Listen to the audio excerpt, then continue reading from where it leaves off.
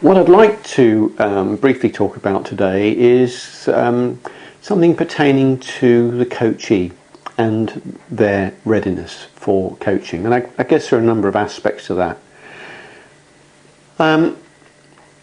Whether it's the first session or second session or a third session, sometimes we find that a coachee isn't really ready for work. And that's particularly the case in a new relationship. First time off, you want to check, you're having a chat, you're finding out stuff, talking about the normal things people talk about, the football game or the racing or the weather and traffic, that sort of stuff, to start the process of building rapport. And I always ask the coachee, I said, are we ready now to make a first step with your issue or your target, your goal, or is there something else we need to do? So that always has that caveat, or is there? So there's still an option for them, because it's very easy for a coachee, particularly one who doesn't really know you very well, to feel, well, that's what we're here for, that's what we must do. But that option is still important, because there may well be something else that's necessary. Perhaps they want to know just a bit more about you, or perhaps they've heard something about coaching or seen something on television and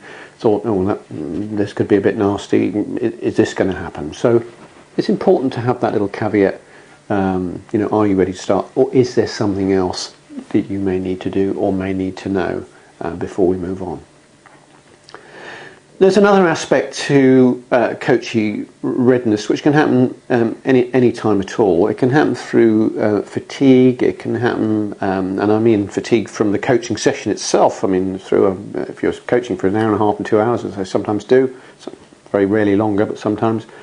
An individual can get quite fatigued, so as a coach we need to be checking out with that and really listening and looking and sensing whether what they're saying is actually true when they say, oh yeah, I'm fine, carry on.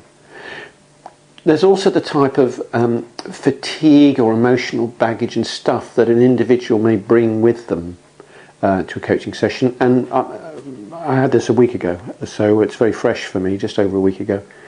An individual who I saw for the second time and very quickly realised that their psychological state wasn't really amenable for moving forwards. I said as much, and I wanted to check with them and said, can I check with you that my sense is that you don't have the energy, the resources to be moving ahead with this. And one of the clues for that was he was going over and over the same sorts of things that he'd been going over when we first met in the first 20 minutes or so, going over the same issues again and again. So in spite of some progress from the previous session, in spite of some actions and so forth, in spite of some research that he undertook, the emotional stuff was still very much with him. And we say more about emotion on video 4 of this series. And what I actually said was, look, if the resources and energy aren't there, we may as well, stop, get in our cars and move on.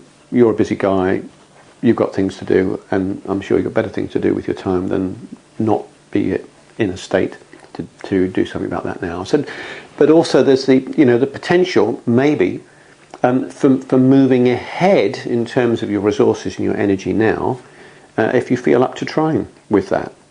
And he asked some questions about that. We then did some of that. We measured it as well.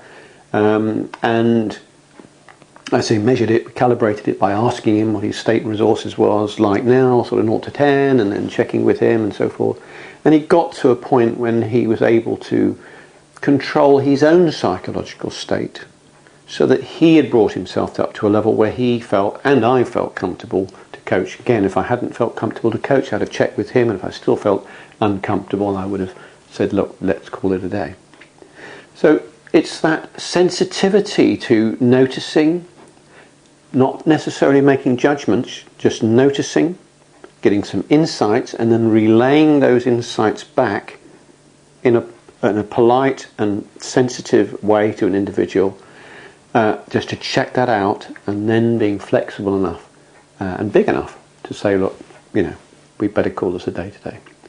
Quite important. And I say, I've been coaching for years and a lot of experience, and even this last week and a bit had an experience like that, and I wanted to share that with you today.